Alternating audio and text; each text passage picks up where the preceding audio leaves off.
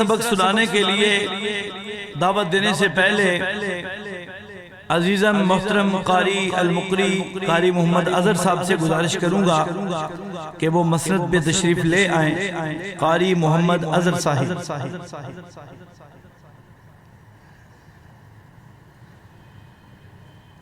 اور ان کو سبق سنانے کے لیے آج کی محفل کے آخری حافظ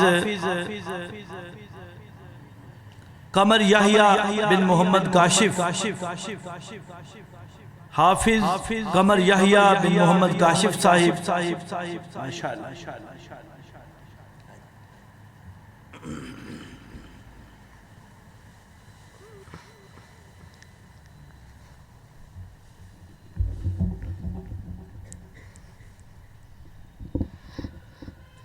أعوذ بالله من الشيطان الرجيم.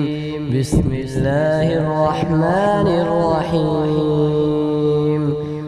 آمن الرسول بما أنزل إليه من ربه والمؤمنون كل آمن بالله وملائكته وكتبه ورسله لا نفرق بين أحد من رسله وقالوا سمعنا وأطعنا غفرانك ربنا وإليك المصير.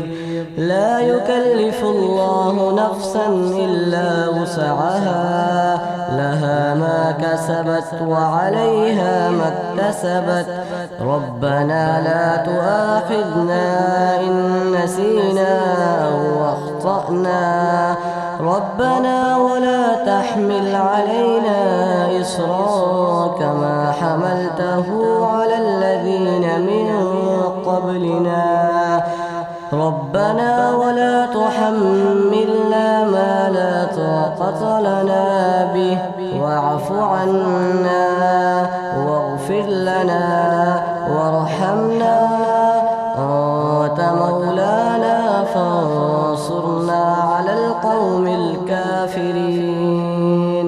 صدق الله العظيم.